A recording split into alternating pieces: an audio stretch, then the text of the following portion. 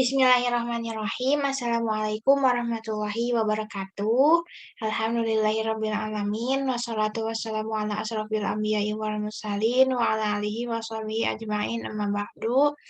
Alhamdulillahirabbil alamin. Kita telah menyelesaikan perkuliahan di semester 3, khususnya di mata kuliah pengantar matematika komputasi. Untuk itu, di sini saya akan sedikit mereview kembali materi-materi yang didapatkan di mata kuliah pengantar matematika komputasi. Sebelumnya, perkenalkan nama saya Deli Sarismaya dengan NIM 12070100013. Ada beberapa pokok bahasan yang akan dibahas. Yang pertama ada tentang matematika analitik dan numerik, dilanjutkan dengan matematika numerik dan komputasi. Ini mengenai pengertian dan fungsinya, juga hubungan di antara matematika numerik dan komputasi. Yang ketiga ada efisiensi algoritma, dijelaskan mengenai definisi, konsep, dan perlengkapannya. Selanjutnya ada kelas P dan NP, meliputi deskripsi dan istilah-istilah. Ada juga NP dan NP komplit, dilanjutkan dengan contoh di kelas P dan kelas NP. Masuk ke materi yang pertama, yaitu matematika analitik dan numerik. Sekilas tentang matematika, menurut Mustafa Triwijayanti 2011 menyebutkan bahwa matematika adalah ilmu tentang kuantitas, bentuk, susunan, dan ukuran. Yang utama adalah metode dan proses untuk menemukan dengan konsep yang tepat dan lambang yang konsisten. Sifat dan hubungan antara jumlah dan ukuran, baik secara abstrak, matematika murni atau dalam keterkaitan manfaat pada matematika terapan. Mengenai model matematika, ini banyak sekali persoalan di dunia nyata, terutama dalam berbagai disiplin ilmu, melibatkan model matematika seperti ilmu fisika, kimia, teknik, elektro, dan lain-lain, yang mana mereka ini memanfaatkan matematika dalam penyelesaian masalah-masalahnya. Model matematika ini dapat diselesaikan dengan dua metode. Yang pertama adalah metode analitik dan yang kedua adalah metode numerik. Matematika analitik itu adalah matematika yang diselesaikan dengan metode analitik, yakni dengan rumus-rumus aljabar yang sudah baku atau yang sudah lazim. Matematika analitik ini merupakan metode eksak yang dia menghasilkan solusi sejati, dan hasilnya juga tidak selalu berupa angka, tetapi bisa juga berupa fungsi ataupun persamaan. Sedangkan matematika numerik, dia adalah matematika yang penyelesaiannya itu digunakan metode numerik, di mana metode numerik ini digunakan ketika metode analitik tidak dapat diterapkan karena model matematikanya yang biasanya rumit. Metode numerik ini adalah metode yang digunakan untuk memformulasikan masalah matematika sehingga dapat dipecahkan dengan operasi perhitungan biasa. Matematika numerik ini biasa menggunakan pendekatan dengan hitung cepat. Di antara metode analitik dan metode numerik, ini dapat kita lihat perbedaannya, di mana untuk metode analitik, dia solusinya dapat berupa fungsi matematika, sedangkan metode numerik, dia solusinya selalu berupa angka. Dan yang kedua, metode analitik, dia solusi yang dihasilkan adalah solusi eksak atau sejati, sedangkan metode numerik adalah solusi yang dihasilkan dari pendekatan sehingga di dalamnya itu terkadang terdapat error atau selisih dengan solusi sejatinya. Ini adalah salah satu contoh, misalkan kita diberikan suatu soal yang harus kita selesaikan, misalkan tentang perhitungan integral. Di sini ada integral tentu dengan batas-batasnya dari -1 ke 1. Tentukan, jadi ini soalnya hitung integral dari negatif dengan batas bawah -1 dan batas atas 1 dari 4 dikurangi x kuadrat dx. Kita pertama menggunakan metode analitik. Jika menggunakan metode analitik, itu kan tadi menggunakan rumus-rumus yang sudah lazim. Kita ingat bahwa rumus integral ini seperti ini, di mana ketika kita mempunyai integral dari x pangkat n dx, itu hasilnya adalah 1 per n ditambah 1 dikalikan dengan x, pangkatnya ditambahkan 1, ditambah juga dengan suatu konstanta jika integralnya adalah integral tertentu. Di sini kita menyelesaikannya dengan rumus yang ini, 4 menjadi 4x, karena 4 ini sama saja dengan 4x pangkat 0, 0 ditambah 1 sama dengan 1, sehingga 4 X pangkat 1 dikurangi X kuadrat, ini menjadi min X pangkat 3/3, karena pangkat di sini N tambah 1 berarti 2 ditambah 1 jadi 3. Jadi 1/3 dikali X pangkat 2 ditambah 1 X pangkat 3 jadinya di sini. Kemudian kita masukkan batas bawah dan batas atasnya, substitusikan. Dimana yang pertama kita substitusikan dulu batas atasnya dikurangi dengan hasil substitusi dari batas bawah. Dan hasilnya adalah 22/3. Jika kita menggunakan metode numerik, kita menginterpretasikan geometri integral fx dari X sama dengan A sampai X sama dengan B adalah luas daerah yang dibatasi oleh kurva fx, sumbu X, dan garis X sama dengan A juga X sama dengan B. Luas daerah tersebut dapat dihampiri dengan cara sebagai berikut. Kita membagi daerah integrasi negatif 1 sampai 1 atas sejumlah trapesium dengan lebar 0,5. Jadi sebelumnya kita membuat dulu si grafik Y sama dengan 4 dikurangi X kuadrat. Kemudian kita membatasi daerah integrasinya karena tadi batas bawahnya adalah negatif 1 dan batas atasnya 1. Jadi kita batasi negatif 1 dan 1. Maka untuk luas daerah integrasi itu dihampiri dengan luas keempat buah trapesium. Ini kan dia membentuk trapesium. Iya, dia membentuk suatu trapesium. Ya kan kalau digambarkan dia seperti ini. Jadi ada 4 trapesium, di sini ada trapesium P, Q, R, dan S. Sehingga perhitungannya seperti ini, kita substitusikan nilai-nilainya ke dalam rumus luas trapesium. Kemudian kita jumlahkan dan didapat nilai 7,25. 7,25 ini merupakan solusi hampiran terhadap solusi sejati yaitu 22/3.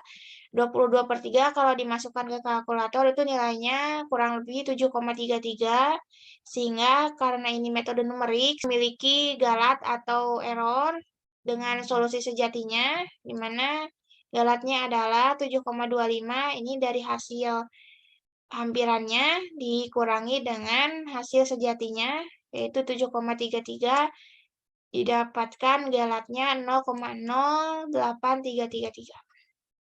Baik, materi yang kedua yaitu tentang matematika numerik dan matematika komputasi.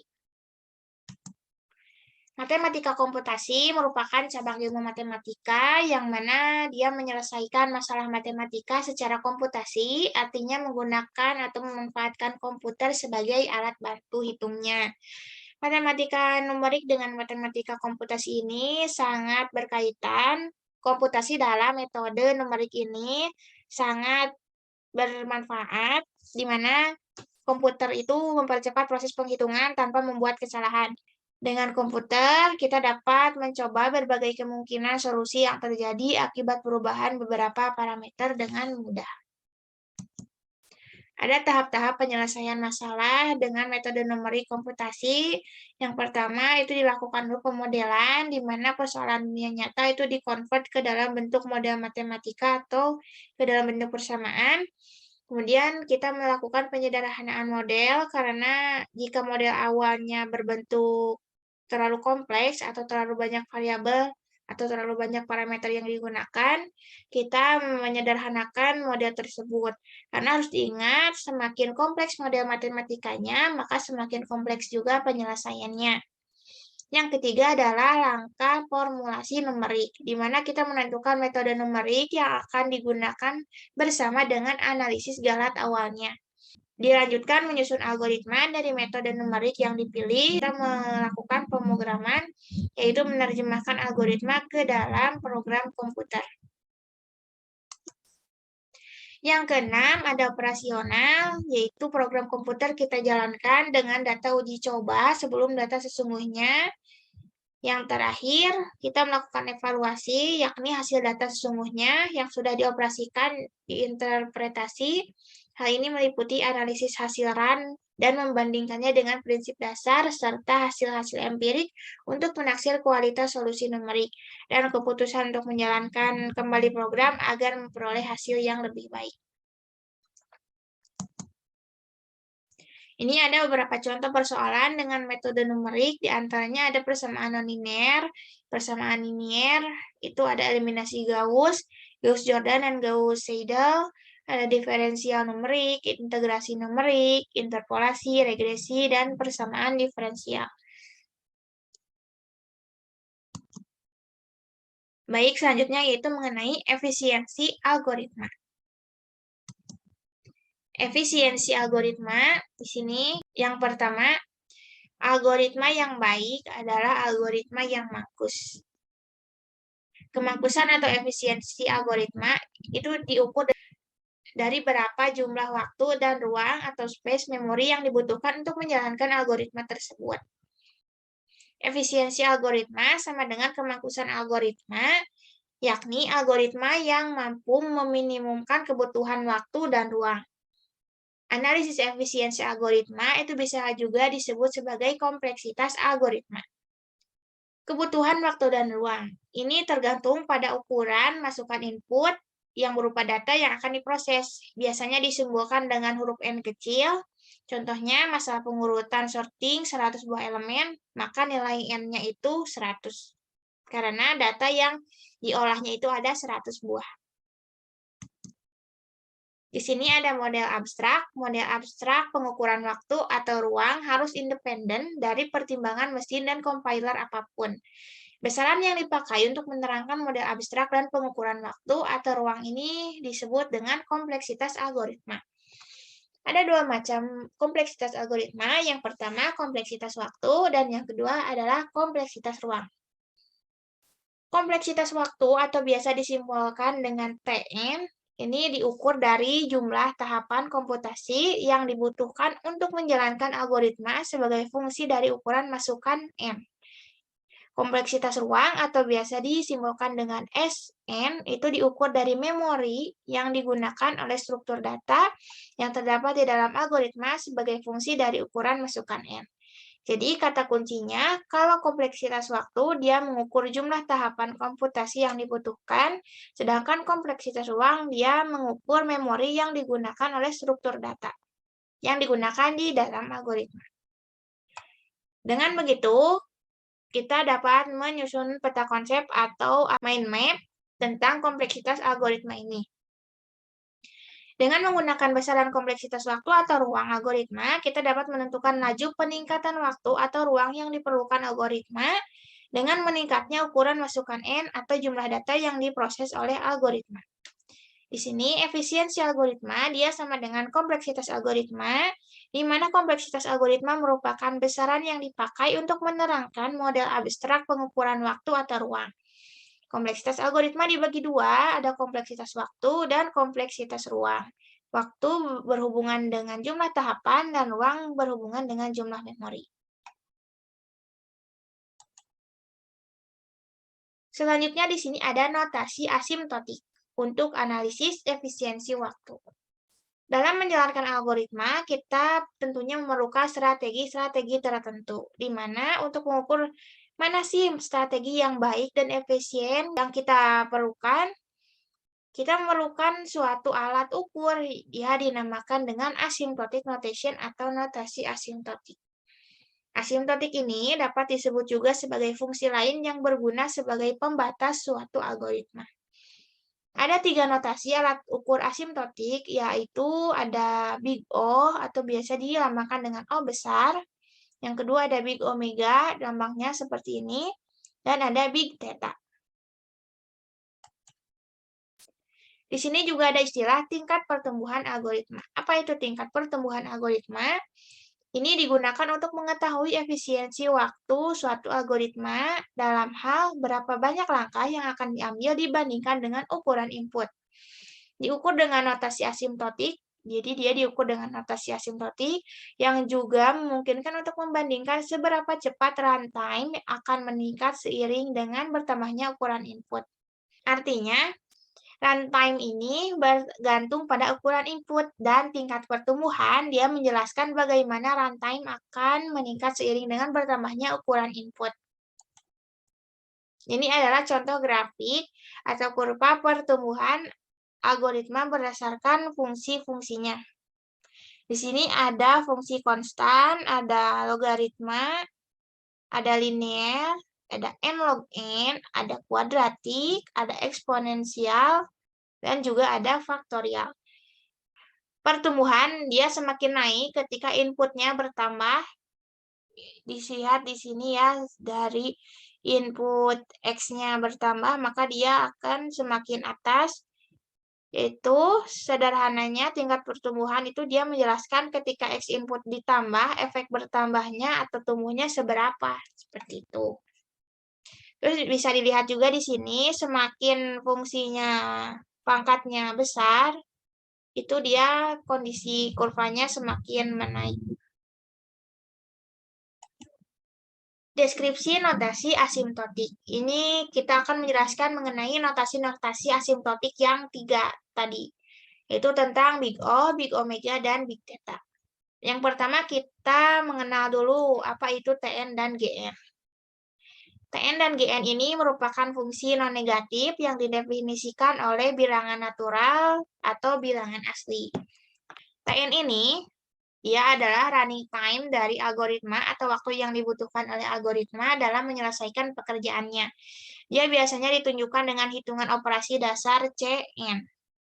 Sedangkan Gn, dia adalah beberapa fungsi sederhana untuk membandingkan hitungan untuk membandingkan Tn. Jadi dia sebagai pembanding yang akan digunakan untuk membandingkan Tn. Atau sebagai acuan Tn. Yang pertama ini ada Big O Gn atau simbolnya seperti ini sebagai notasi O.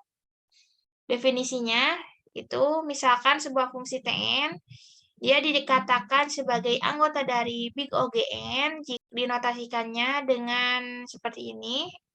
Tn elemen OGN. Jika Tn terbatas di atas Gn oleh Gn yang dikalikan dengan suatu konstanta C, dia adalah bilangan bulat non-negatif untuk semua n besar, n lebih besar sama dengan n0, sehingga Tn dia lebih kecil sama dengan CGN untuk semua N lebih besar sama dengan N0.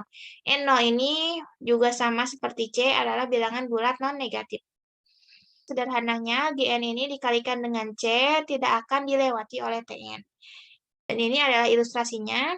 Di sini N0-nya sebagai pembatasnya. Dan ketika N dia lebih besar sama dengan N0, kurvanya sudah masuk ke aturan ini.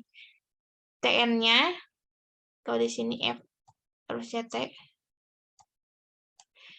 Tn-nya dia lebih kecil sama dengan CGN. Jadi kurva Tn ini dia tidak akan pernah melewati CGN seiring dengan bertambahnya nilai inputannya.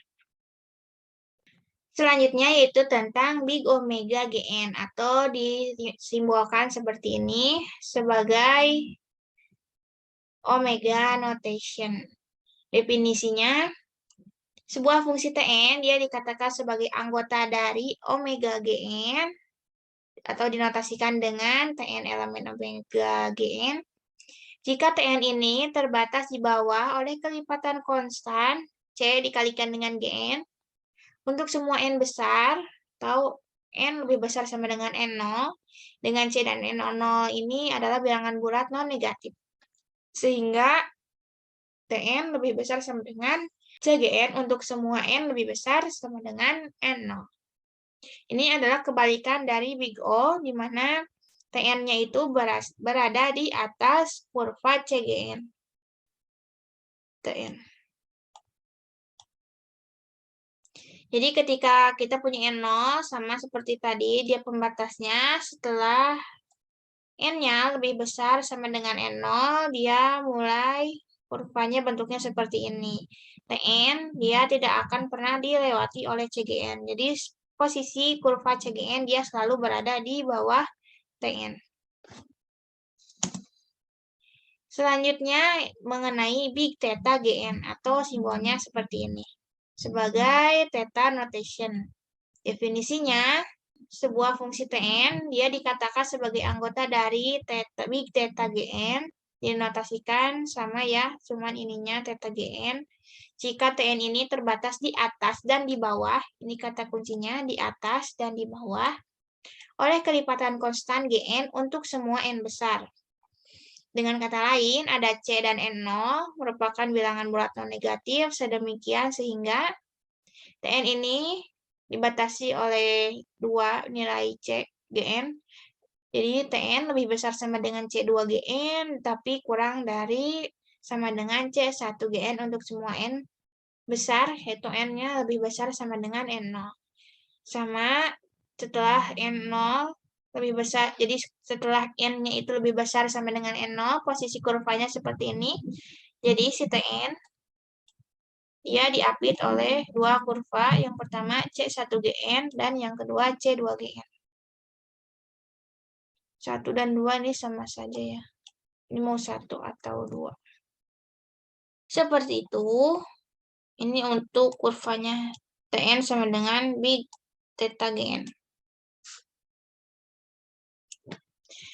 Jadi ini tuh bisa ditulis juga seperti ini ya. Dia big theta Gn, dia berada di antara big O Gn dan big omega Gn. Contoh ilustrasinya, kita ilustrasikan dulu ya, hubungan antara big OGN, big omega Gn, dan big theta Gn itu jika kita menggambarkannya ke dalam sebuah diagram Venn, itu ilustrasinya seperti ini. Dia berupa irisan.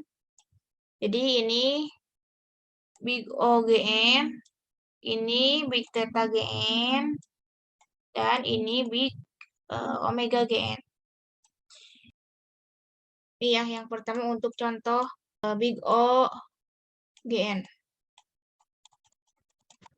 Bisa ada n elemen O n kuadrat. Atau ada juga 100 n jadi tambah 5 elemen O n kuadrat. Contoh lain, misalkan ada 2 dikali n, misalkan ada 2n dikalikan dengan n tambah 1 misalkan. Kita akan mengecek apakah dia benar elemen dari big O n kuadrat atau bukan. Secara informal sebenarnya kita bisa menentukan bahwa mereka sudah benar merupakan elemen dari OGN atau GN-nya di sini adalah n kuadrat. Karena kita lihat pangkat tertingginya. Di sini kan pangkatnya 1 dan ini 2. 1 itu sudah benar kan, dia ada kurang dari sama dengan 2. Sehingga dia sudah bisa dikatakan sebagai elemen ON kuadrat. Yang ini juga sama, pangkat tertingginya seperti ini, seperti yang di atas. Kalau yang ini, kita operasikan dulu, benar tidak? Dia anggota dari, atau elemen dari ON kuadrat. 2N dikali N, 2N kuadrat ditambah 2N. Karena terlihat ya ini pangkat tertingginya 2, dan ini juga 2. Karena ini kan ada tanda sama dengan, berarti dia bisa dikatakan sebagai elemen dari big O N kuadrat. Kalau ada N pangkat 3 ditambah N misalkan. Apakah dia elemen dari ON kuadrat? Jawabannya adalah bukan. Karena pangkat tertingginya ini 3, sedangkan ini pangkat tertingginya 2. Dia tidak masuk ke aturan 3, itu kan tidak kurang dari sama dengan 2, melainkan sebaliknya. Jadi, N pangkat 3 ini tidak termasuk ke big O N kuadrat. Atau perhitungan lain bisa kita contohkan di yang 100 N ini. Kita ambil yang ini. Kita akan mencari berdasarkan prinsipnya bahwa harus mencari C dan N0 sehingga kita dapat membuktikan Tn-nya itu ini, dia sebagai Tn ya. Jadi si 100 N tambah 5 ini adalah Tn. Dia itu kurang dari sama dengan CGN. Untuk semua N lebih besar sama dengan N0. Kita cari C-nya dan N0-nya. Misalkan 100 N ditambah 5. Itu dia kurang dari sama dengan 100 n kurang ditambah n. Ini untuk semua n-nya itu lebih besar sama dengan 5. Sehingga persamaan yang ini menjadi 101n. 101n ini otomatis dia lebih kecil dari 101n kuadrat. Sehingga kita mendapatkan nilai C-nya itu 101 dan N0-nya ini 5. Dengan syarat yang ini kan, kita ingat syaratnya tadi N-nya itu harus lebih besar sama dengan N0. Jadi didapat N0-nya itu sama dengan 5. Sebenarnya ada juga cara lain untuk yang TN yang ini, yaitu untuk semua N-nya itu lebih besar sama dengan 1. Jadi nantinya ini 100N ditambah 5N, hasilnya menjadi 105N, tetap hasilnya kurang dari sama dengan 101N kuadrat. Cuma diganti saja di sininya, C-nya menjadi 105 dan N0-nya menjadi 1. Misalkan kita punya TN-nya itu dia N pangkat 3, dan GN-nya itu N pangkat 2. Apakah TN anggota dari Big Omega GN?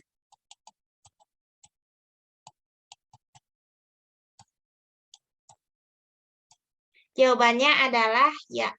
Kita lihat di pangkat tertingginya lagi. Karena dia sudah memenuhi syarat bahwa si 3 ini itu lebih besar sama dengan 2. Karena kunci dari omega itu kan tanda ini ya, lebih besar sama dengan. Atau jika kita gunakan definisi supaya TN ini harus lebih besar sama dengan CGN.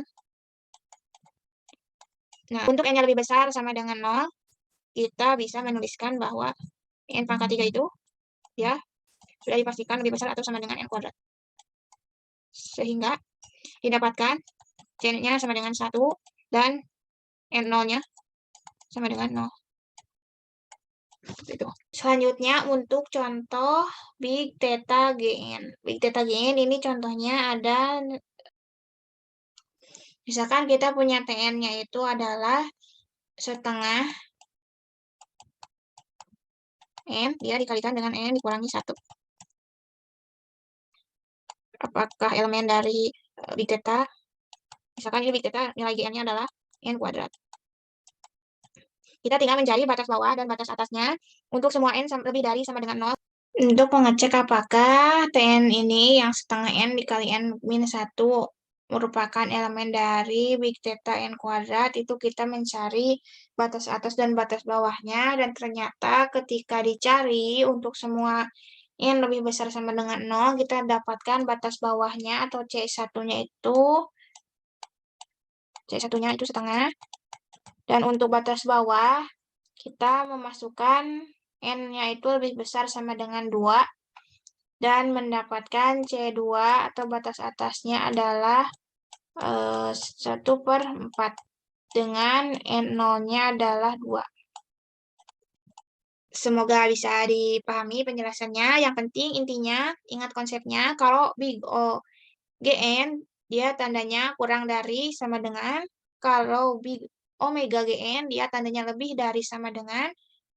Kalau Big Theta GN, dia pasti mempunyai 2 batas, itu batas atas dan batas bawah, sehingga posisinya di antara tuh, jadi dia si TN-nya lebih besar sama dengan si C1GN dan lebih kecil, tapi dia lebih kecil atau sama dengan C2GN. Selanjutnya ada kelas efisiensi umum. Kelas efisiensi umum ini untuk efisiensi waktu, ini efisiensi waktu dari sejumlah besar algoritma ada dikategorikan dalam beberapa kelas umum. Yang pertama ada 1, ini konstan, disebutnya log n atau logaritmik, n untuk linear, n log n, tetap n log n. N kuadrat disebutnya kuadratik, n pangkat m bentuk polinomial, 2 pangkat n sebagai bentuk eksponensial, dan yang terakhir n faktorial untuk notasi faktorial. Ada juga yang disebut dengan standar notasi atau standar notation. Untuk mengetahui cara mengukur standar efisiensi dengan notasi asimptotik, tentunya kita juga harus mengetahui tentang standar notation. Di antaranya, yang pertama ada kemonotonan, di mana fungsi dikatakan monoton naik jika terdapat M lebih kecil sama dengan N, maka Fm-nya itu lebih kecil sama dengan Fn, dan sebaliknya jika fungsinya monoton turun. Fungsi monoton naik ini bentuknya kurang lebih seperti ini. Jadi dia menaik, otomatis ketika ada M, ini misalkan nilai M, dan ini ada N. Ini kan sudah jelas ya kedudukannya bahwa M itu lebih kecil dari N. Itu ketika kita substitusikan ke dalam fungsinya, misalkan ini fungsinya fungsi fx. Hasilnya jelas hasil substitusi N itu akan lebih besar dari hasil Fm atau hasil substitusi M. Kalau dia monoton turun, ini yang berkebalikan. Fm-nya akan lebih besar sama dengan Fn. Yang kedua ada floors and ceilings. Ini merupakan perumbulatan ke bawah. Simbolnya seperti ini. Jadi bentuknya itu, nah, kurung sikunya itu hanya ke bawahnya saja yang menyiku. Dan pembulatan ke atas, ini kurung siku yang menyikunya di bagian atas. Yang ketiga ada modular arithmetic. Ini dapat diartikan sebagai sisa hasil bagi atau rumusnya seperti ini. A mod N sama dengan A dikurangi pembulatan ke bawah dari hasil A per N dikalikan dengan N. Contohnya, A mod N. Misalkan A-nya itu 7 mod 2 lah misalkan. Itu akan sama dengan 7, ya dikurangi dengan pembulatan ke bawah dari 7 per 2 dikalikan dengan 2. 7 dikurangi 7 per 2 kan 3,5 dikalikan dengan 2. 3,5 ini kita bulatkan ke bawah, dia menjadi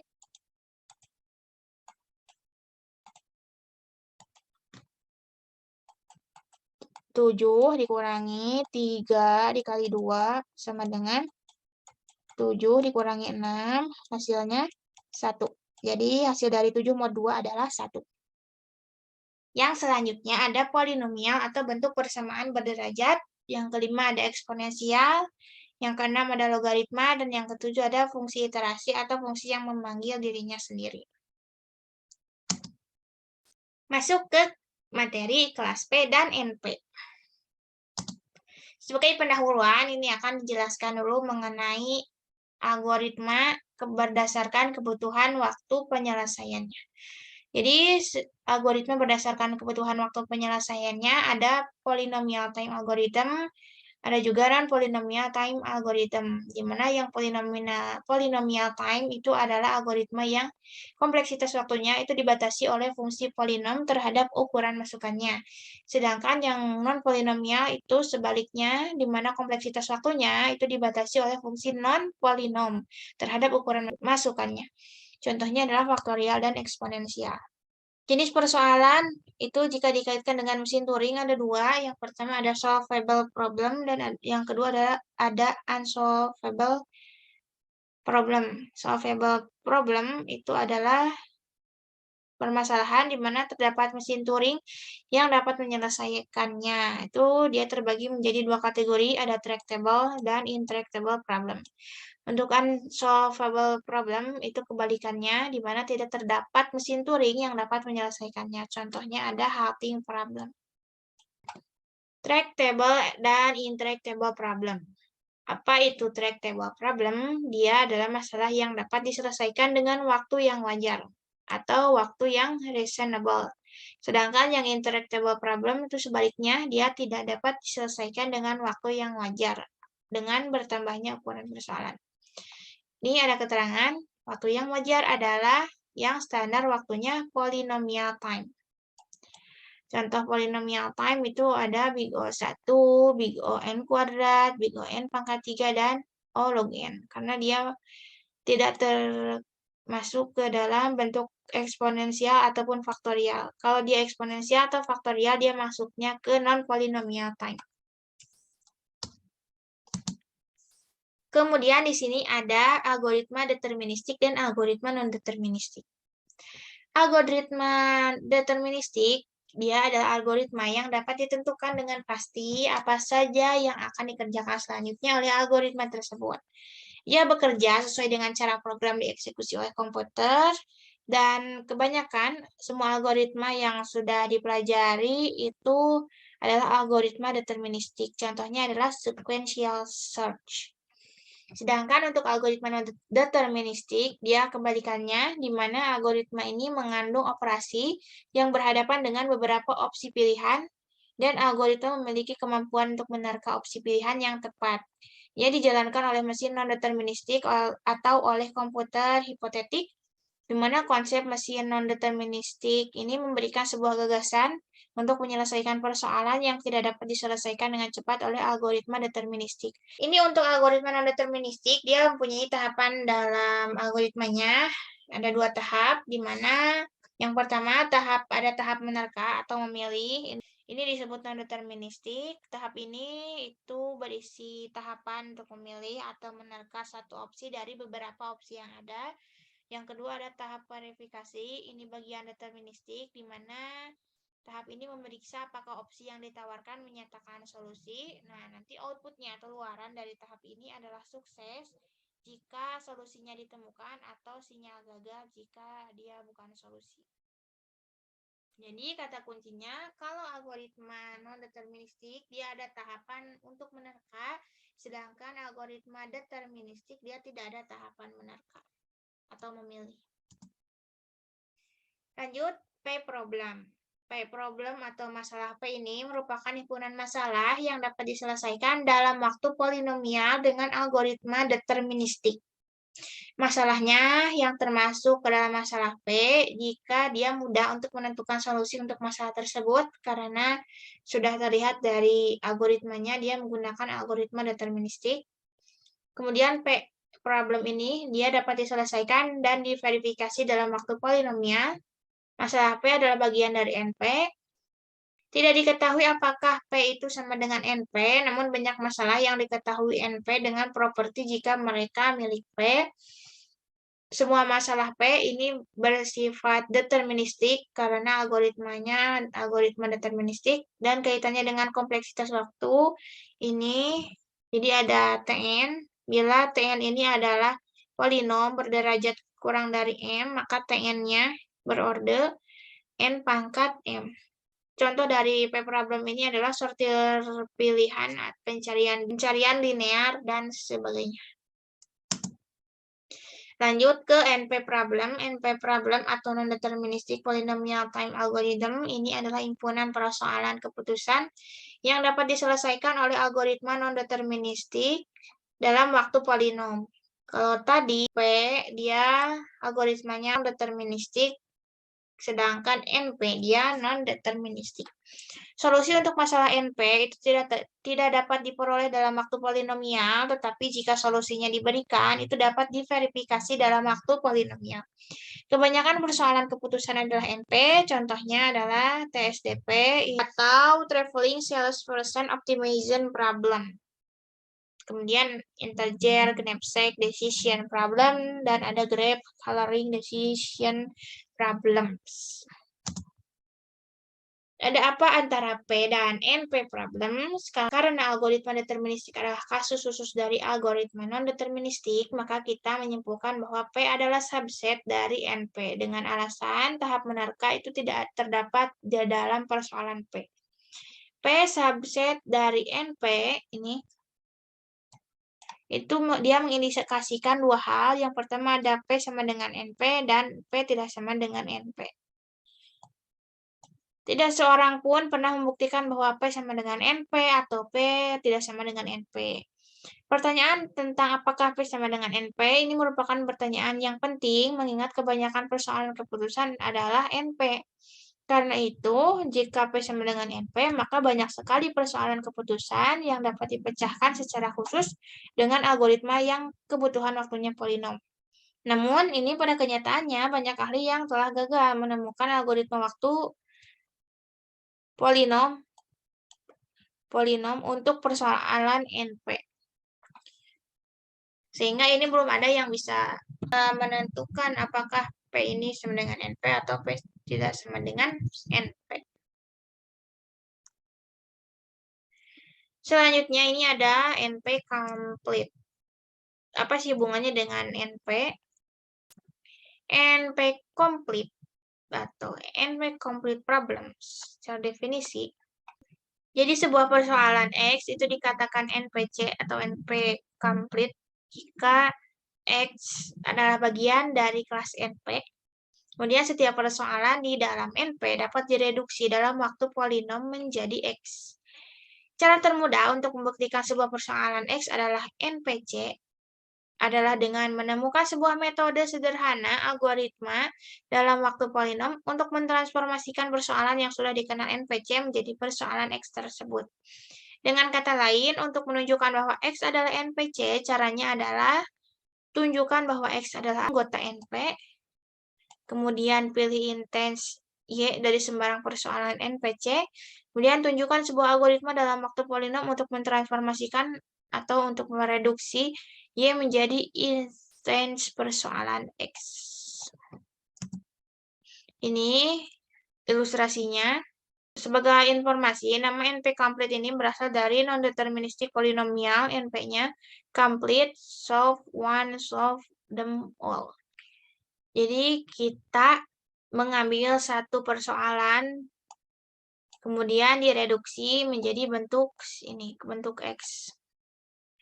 Contoh dari NP complete ini ada TSDP, kemudian ada knapsack problem, ada partition problem, ada sum of subset problem, ada click queue problem, grab coloring problem, SAT atau satisfiability problem, vertex, dan lain-lain. Dan ini sebagai ilustrasi diagram Venn-nya, di mana tadi kan sudah digambarkan P adalah subset dari NP, dan NPC juga merupakan subset dari NP.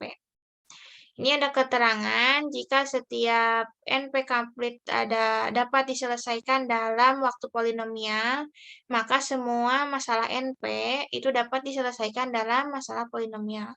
Kemudian jika problem atau masalah di NP dia intractable, maka semua permasalahan di NP complete juga intractable. Yang keenam, kita masuk ke contoh dari kelas P. Ini saya mengambil contohnya primality testing atau uji primalitas. Definisinya, primes atau bilangan prima, ini ada bilangan n, elemen n.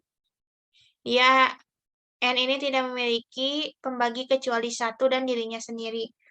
Primality testing atau uji bilangan prima ini adalah pengujian apakah suatu bilangan adalah bilangan prima atau bukan. Dan tes primality ini adalah deterministik jika menghasilkan true ketika bilangan prima dan false jika inputnya komposit dengan probabilitas 1. Jika tidak, tes primality adalah probabilistik. Uji primalitas probabilistik sering disebut juga dengan uji pseudo primalitis. Ini ada algoritma untuk uji primalitas. Itu ada algoritma menggunakan teorema kecil Fermat, algoritma Rabin-Miller. Ada juga menggunakan the ecliptic curve primality proving algorithm ECPP, ECVP of Aitken and Moraine. Dan yang terakhir ada juga the EQS primality test. Ini saya akan menjelaskan dua untuk teorema kecil Fermat dan yang tadi the AKS. Untuk teorema kecil Fermat, dia menyatakan bahwa jika P adalah bilangan prima, maka untuk sembarang bilangan bulat A pangkat P, A-nya itu dia akan habis dibagi P. Kemudian jika N adalah prima dan A adalah sembarang bilangan bulat, maka A pangkat N itu akan sama dengan A mod N. Atau A modulo N.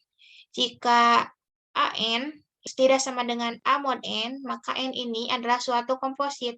Dan dapat dikatakan bahwa A adalah saksi dari komposit N. Dengan catatan N adalah komposit tanpa mengetahui faktor N. Dan ini adalah algoritma untuk the AKS primality test. Ada beberapa tahapan di sini sampai nantinya ditemukan outputnya prime atau prima. Contoh kelas NP, di sini saya mengambil masalah knapsack problem dengan exhaustive search untuk penyelesaiannya. Secara definisi, knapsack problem atau KP ini adalah masalah penempatan item barang ke dalam suatu tempat atau biasa disebut knapsack. Dia mempunyai kapasitas tertentu yang biasa disimbolkan dengan K besar. Di mana tiap item ini dia memiliki berat W dan nilai atau profit atau keuntungannya itu biasa disimbolkan dengan P. Sehingga total berat dari item-item yang ditempatkan tidak melebihi kapasitas knapsack dan nilai yang didapatkan maksimum 0,1 atau 0/1 knapsack problem. Ini merupakan kasus khusus dari knapsack problem. Konsepnya adalah bagaimana cara kita memasukkan barang ke dalam knapsack di mana barang itu memiliki keuntungan yang besar tapi tidak melebihi kapasitas knapsack. Sehingga terbentuk problem ya di sini. Bagaimana memilih objek-objek yang dimasukkan ke dalam knapsack sedemikian sehingga memaksimumkan keuntungan dan total bobot objek tidak melebihi kapasitas knapsack. Sebelumnya kita ulas sekilas tentang brute force dan exhaustive search, karena ini akan kita gunakan untuk penyelesaian knapsack-nya. Brute force ini adalah suatu strategi algoritma yang dapat diartikan sebagai sebuah cara untuk menyelesaikan masalah dengan menggunakan definisi dasar masalah tersebut. Sedangkan exhaustive search, dia adalah teknik pencarian solusi secara brute force untuk masalah yang melibatkan pencarian elemen dengan sifat khusus. Biasanya di antara objek-objek kombinatorik seperti permutasi, kombinasi, atau himpunan bagian dari sebuah himpunan. Langkah-langkah dari metode exhaustive search ini ada 3. Yang pertama enumerasi atau kita melist setiap solusi yang mungkin dengan cara yang sistematis. Kemudian yang kedua evaluasi setiap kemungkinan solusi satu persatu, di mana mungkin saja ada beberapa kemungkinan solusi yang tidak layak, itu langsung dikeluarkan atau dianggap tidak layak. Yang ketiga, bila pencarian berakhir, kita mengumumkan solusi terbaiknya atau the winner-nya. Meskipun secara teoritis algoritma exhaustive menghasilkan solusi, namun waktu atau sumber daya yang dibutuhkan dalam pencarian solusinya sangat besar. Nah, bagaimana solusi dari problem yang tadi? Ini dapat persoalan dari 0,1 knapsack ini dapat kita pandang sebagai mencari himpunan bagian atau subset dari keseluruhan objek yang muat ke dalam knapsack dan memberikan total keuntungan terbesar. Solusi persoalan dinyatakan sebagai vektor n tuple seperti ini, di mana X besar itu berisi himpunan-himpunan X1, X2, sampai Xn, di mana Xi itu sama dengan 1 jika objek dimasukkan ke dalam knapsack, dan Xi sama dengan 0 jika objek tidak dimasukkan. Untuk formulasi secara matematis, ini maksimasi seperti ini dengan P1. P ini adalah profitnya, kalikan dengan objeknya, kemudian dengan kendalanya itu ada pada beratnya, itu jangan sampai dia melebihi dari kapasitas. Dalam hal ini Xi sama dengan 1 atau Xi sama dengan 0 dengan I-nya itu dari 1, 2, 3 sampai N. Solusi algoritma, ini algoritmanya. Yang pertama, sesuai dengan exhaustive search tadi ya. Pertama, enumerasikan atau list semua subset dari himpunan dengan n objek. Kemudian kita menghitung atau mengevaluasi total keuntungan dari setiap himpunan dari langkah 1. Dan yang terakhir, kita memilih subset yang memiliki keuntungan terbesar. Ini contohnya, ada berat dengan profitnya, di mana n-nya ini ada 4, jadi ada 4 objek dengan kapasitas knapsack-nya itu adalah 16. Di mana berat benda pertama itu adalah 2, dengan keuntungan 20, dan objek kedua itu beratnya 5 dengan keuntungan 30, objek ketiga beratnya 10 dengan keuntungan 50, dan objek keempat beratnya 5 dan keuntungan 10. Langkah penyelesaian dengan exhaustive search itu bagaimana? Jadi kan tadi diketahui 4 objek beserta berat dan profitnya dengan kapasitas knapsack K. Kita merangkum solusi exhaustive search itu dalam tabel meliputi himpunan bagian, total bobot, dan total keuntungan. Contohnya ini, contoh tabelnya. Kemudian kita mencari himpunan bagian dari 4 objek tersebut, di mana himpunan bagian dari seluruh himpunan dengan elemen N itu adalah 2 pangkat N, sehingga untuk N sama dengan 4, jumlah subsetnya adalah 2 pangkat 4, hasilnya 16. Yang ketiga, di sini hitung subset beserta berapa bobot dan profitnya. Yang keempat, bobot yang melebihi kapasitas masuk ke dalam kategori tidak layak. Dan setelah dicari nilai bobot dan profit per subsetnya, kita cari profit yang terbesar dengan bobot yang kurang dari atau sama dengan K.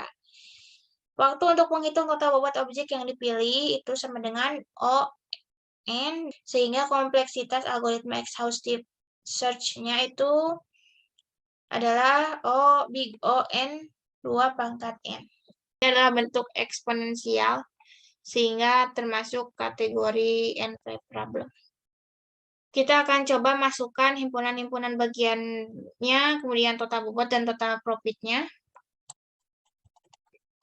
Kita isikan berdasarkan contoh ini.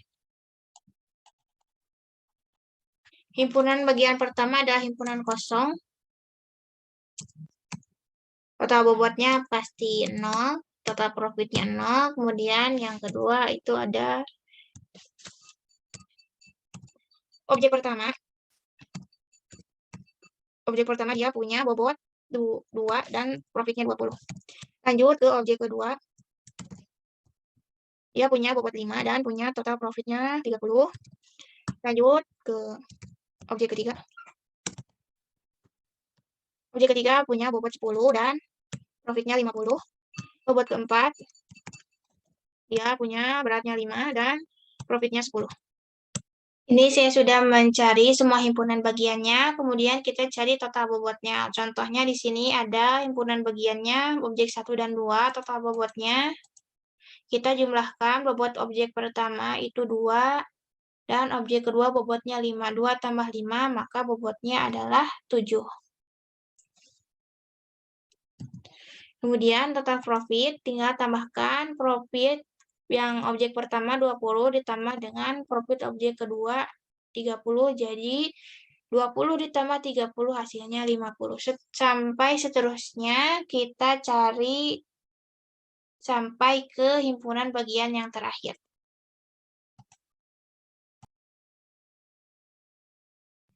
Nah, ini sudah dicari semua total bobotnya, total profitnya. Dan di sini ada keterangan tidak layak karena dia telah melebihi total bobot dari knapsack-nya. Ini kan batas bobotnya 16, tapi di sini melebihi 16, jadi langsung saja dia tidak layak. Kita akan mencari mana dia yang memiliki profit paling tinggi, tapi tetap memenuhi kapasitas knapsack-nya. Kita lihat, dan ternyata di sini ada 80 menjadi yang terbesar di antara yang lainnya. Dia menjadi profit paling besar, kemudian kita cek bobotnya. Bobotnya 15, ternyata memenuhi ke kapasitas knapsack-nya, sehingga kita bisa menyimpulkan atau mengumumkan pemenangnya, istilahnya, bahwa objek yang kedua dan ketiga lah yang efektif untuk dimasukkan ke dalam knapsack karena dia menghasilkan profit yang paling tinggi dengan bobot yang mencukupi.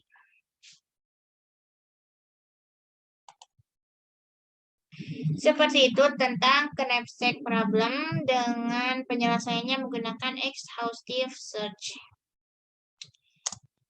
Berikut adalah referensi yang saya gunakan untuk presentasi hari ini, kebanyakan dari PPT-PPT yang saya ambil dari internet. Ini ada dari Rinaldi Munir, dan ada juga beberapa jurnal dan buku. Sekian, terima kasih, dan semoga bermanfaat ilmunya. Mohon maaf atas segala kekurangan. Wassalamualaikum warahmatullahi wabarakatuh.